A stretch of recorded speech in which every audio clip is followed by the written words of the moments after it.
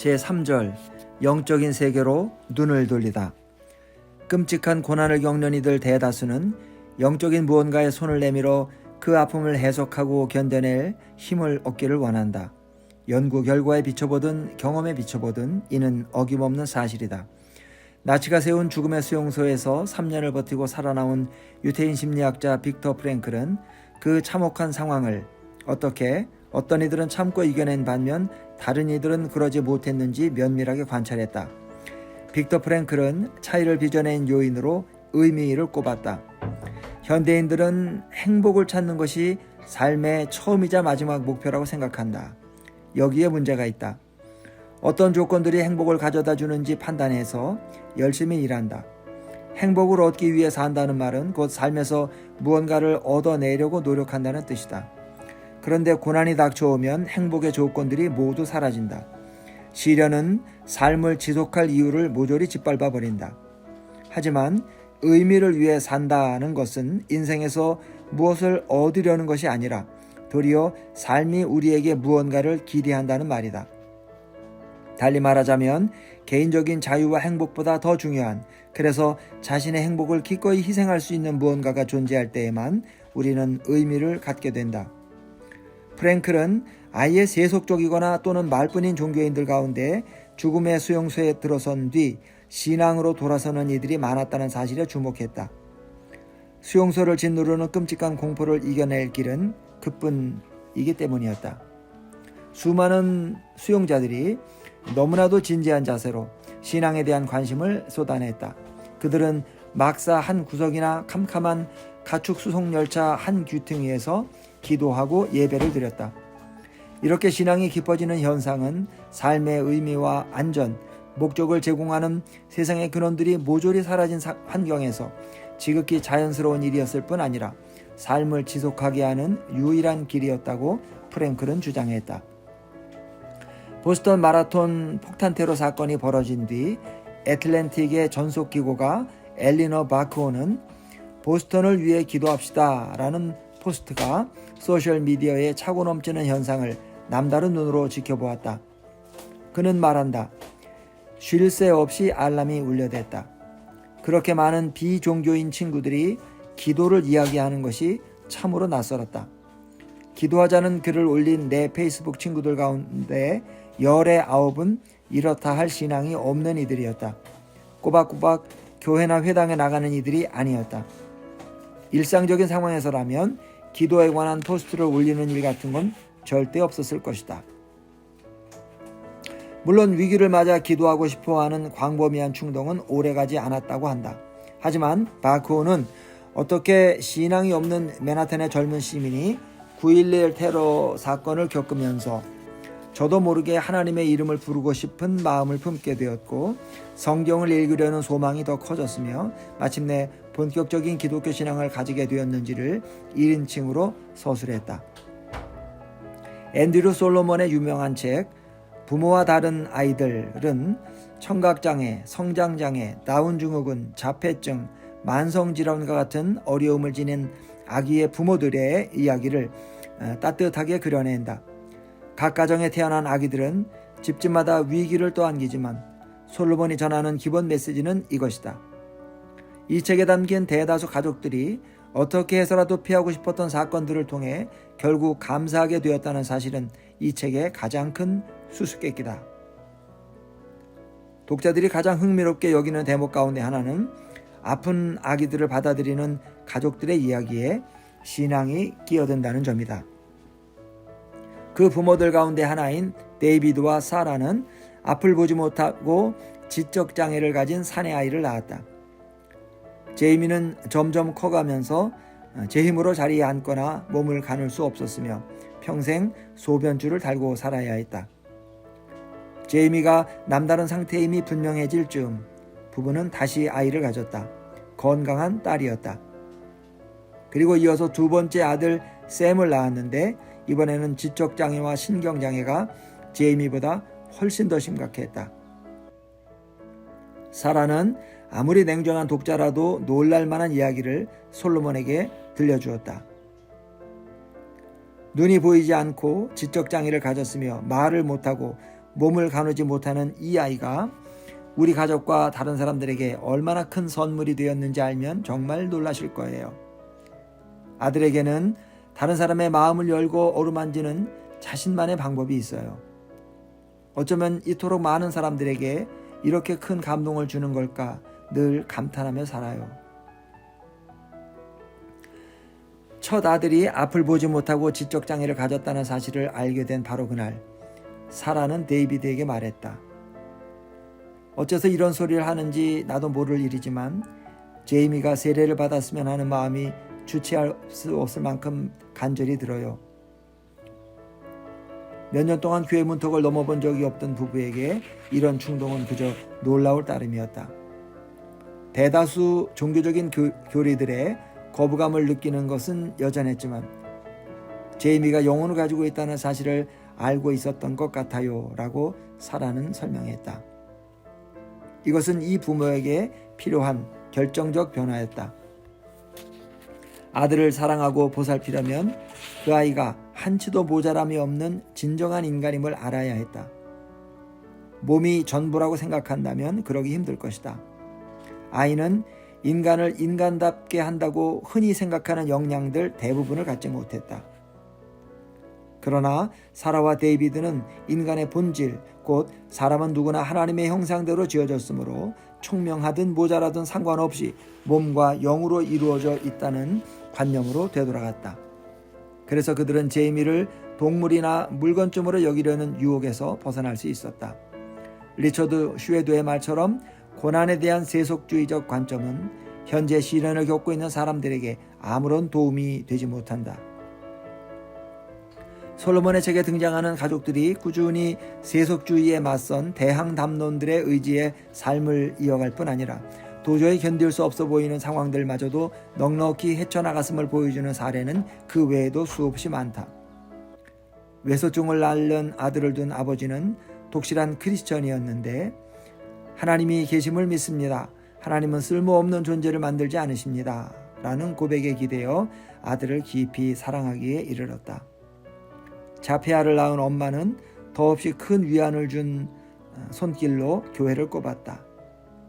제이미의 누이 동생 리사는 2주 동안 휴가를 내어 오빠에게 C.S. 루이스가 어린이들을 위해 기독교적인 상징을 가득 담아 쓴 나니아 연대기 시리즈를 읽어주었다.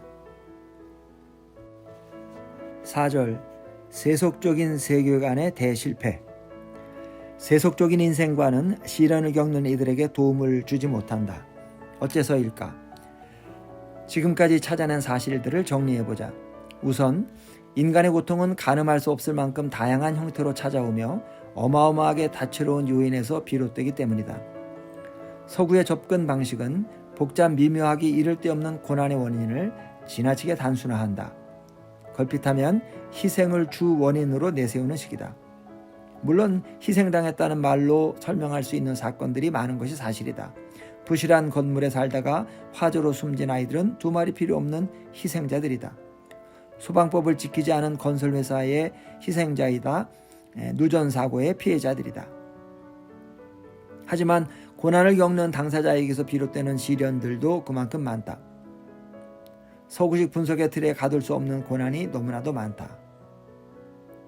다른 문화들은 우연과 사고, 죄와 실패, 운명이나 신의 뜻, 선과 악의 갈등 같은 것들이 고난을 불러온다고 본다. 원인이 이토록 다양하니 무수한 고난의 형태를 설명하는데 아무 무리가 없다. 하지만 세속적인 접근은 그럴 수가 없다. 오늘날 서구 문화의 관점이 가진 또 다른 문제는 인간의 삶을 바라보는 자세가 순진하리만치 낙관적이라는 점이다. 수잔 제코비를 포함해 수많은 전문가들이 지적하듯 세속적 시각을 가진 이들이 악과 고난에 보이는 반응은 그 안에서 어떤 의미를 찾는다던가 어려움을 이겨낼 동력을 찾는 것이 아니라 주로 지금 이 세상을 더 나은 곳으로 만든다든지 지금 이 세상에서 느리지만 확실하게 고통을 제거하는 쪽이다. 세속주의가 지금 이 세상을 그토록 강조하는 이유는 그 밖에는 다른 행복을 제시할 능력이 없기 때문이다. 당장 이곳에서 행복을 찾지 못하면 희망을 품을 여지는 전혀 없어진다. 하찮은 인간 호모 라피엔스라는 책에서 철학자 존 그레이는 서구 사회의 약물 사용과 중독 문제가 급속히 확산되는 현상을 자세히 검토한 뒤에 이렇게 말했다. 약물 사용은 서구 사회에서 쉬쉬해 오던 진실을 암묵적으로 시인하게 되었음을 의미한다. 금단의 진실이란 무엇을 말하는가? 인류는 행복을 손에 넣을 수 없다는 사실이다. 절대 다수에게 인생은 어쩔 수 없이 고단하고 불행하며 앞으로도 늘 그럴 것이 분명하다. 세속적인 세계관에 따르자면 행복과 의미는 모두 현생과 이 세상에 속하므로 지금 여기에 불행을 끼치는 근원들을 찾아내서 반드시 없앨 수 있다는 믿음이 필요하다. 하지만 그건 어림도 없는 이야기다. 고난과 고통의 원인들은 한없이 복잡다단해서 제거하기란 불가능하다. 그레이는 신앙이 없음에도 불구하고 이 깜짝 놀랄 만한 고백을 통해 종교 문화가 인간의 고통이 얼마나 고질적인가에 관해 훨씬 더 현실적일 수 있다는 점을 정확하게 지적한다. 종교 문화들은 모든 눈물이 씻겨나갈 다른 세상을 약속하기에 이 땅에서 삶이 주는 고달픔을 인정할 수 있었다. 뒤이어 등장한 인본주의 문화들은 그보다 한층 믿기 힘든 일을 장담한다. 미래에, 심지어 가까운 미래에 모두가 행복해지리라고 단언한다. 진보를 믿는 신념을 토대로 세워진 사회들은 인생에 담긴 통상적인 불행을 인정할 수 없다. 작가 어네스트 베커는 죽음의 부정이란 책에서 인생의 고통과 두려움을 진지하고 심각하게 대하지 않는 이들을 과학적인 조작자들이라고 불렀다. 베커는 그들에게 심한 혐오감을 드러낸다. 이들은 진보하는 기술로 세상을 변화시킬 수 있다든지 말도 안 되는 일들을 합법화시킬 수 있다든지 기준이 되는 인간의 조건을 공표할 수 있다는 인상을 풍긴다는 것이다. 이런 의미에서 베커는 모든 과학은 부르주아적이며 관료적이라고 보았다. 제5절 자아의 팽창, 외로움의 지옥. 고난이 세속적 문화를 가장 곤란하게 만드는 대목은 그 문화가 추종자들에게 내놓는 세상의 이야기가 얼마나 빈약한지 드러낸다는 점이다. 앞에서 살펴보았듯이 모든 문화는 그 울타리 안에 있는 이들에게 인생이 어떠해야 하는지에 관해, 다시 말해 경험적인 내러티브를 제공해야 한다. 델방코는 문화에 깃든 내러티브마다 중심에 인생이란 무엇인가 라는 질문을 둘러싼 거대한 이념이 자리잡고 있는데 바로 그 정신이 사회 구성원들로 하여금 정체성을 갖게 한다고 말한다. 그리고 미국 문화의 3대 정신이라고 여기는 하나님, 국가, 자아를 추적해 들어간다. 미국 사회 초창기에는 삶의 의미가 하나님께 영광을 돌리는 데 있었다. 그런데 19세기의 미국인들은 하나님과 그분의 나라를 미합중국이라는 국가로 대체했다고 델방코는 주장한다. 하나님 나라를 바라보는 소망은 구세주 국가, 다시 말해 지상에서 가장 위대한 나라인 미국의 가치와 능력을 통해 세상을 더 나은 곳으로 만드는 사명에게 자리를 내주었다. 이 지점에서 델방코는 비슷한 입장을 가진 여러 학자들과 한 목소리를 낸다. 이는 우리 사회가 세속화 단계에 들어섰음을 더없이 명확하게 보여주는, 다시 말하자면 내재적인 틀로 더 깊이 들어가는 움직임이라는 것이다.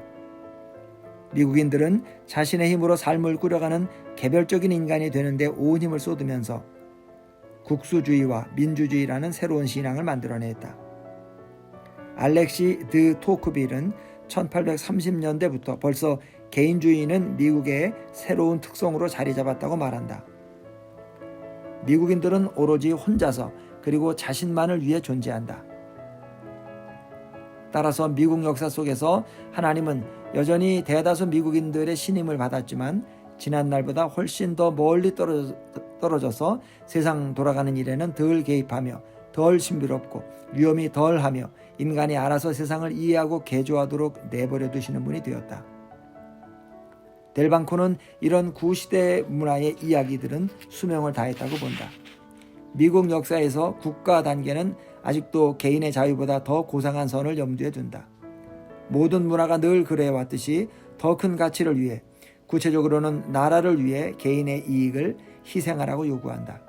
하지만 20세기 후반쯤 눈물과 희생, 어쩌면 죽음까지 감수하며 지켜야 할 공동운명이라는 개념은 죽었다고 델방코는 말한다. 당장의 만족이 모든 사람에게 행복한 삶의 지표로 자리 잡았다. 진보적인 시각을 가진 이들 사이에서는 하나님에 대한 헌신이니 국가를 향한 애국심이니 하는 것들이 모두 웃음거리가 되었고 집단의 비전 같은 것이 자리 잡을 여유는 어디에도 없었다. 예를 들어 현대인들은 자신을 넘어서는 무언가가 있다고 더는 생각하지 않으므로 크게 죄책감을 느끼는 일도 없어졌다.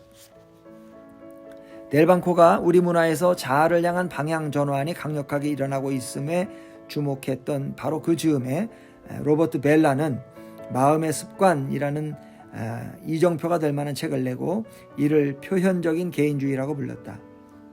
이는 대단히 큰 주제로 토크빌에서 사회학자 에밀 뒤르켄까지 칼 마르크스부터 에드먼드 버크에 이르기까지 좌우를 가르지 않고 숱한 작가들이 입을 모아 그 결과를 경고하며 사회조직의 부패와 외로움의 지옥을 예견했다. 하지만 이 책의 관심 범위는 좀 더 좁은 편이다. 내가 스스로 행복을 만들어내고 힘을 키우며 이 일을 추진하는 동력원이 되어야 한다라고 말하는 팽창된 자아가 사회 결속에 미치는 영향을 경고하는 책은 한둘이 아니다. 하지만 여기서는 그 자아가 고통에 어떤 의미가 있는지에 관심에 초점이 있다. 빅터 프랭클이 죽음의 수용소에서 파악한 것처럼 스스로 도덕과 의미를 결정하는 주관자로 군림하는 이들은 무언가를 위해 죽을 까닭이 없으며 삶이 자유를 앗아가면 살아갈 이유도 자연히 잃어버리게 된다.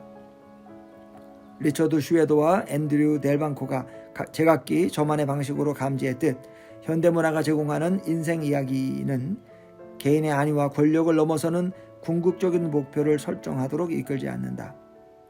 프랭클의 말대로 제 한 몸 챙기는 것 말고는 어디서도 생의 의미를 찾지 못한다면 고난이 닥쳐올 때 극단적인 선택으로 이어질 수밖에 없다.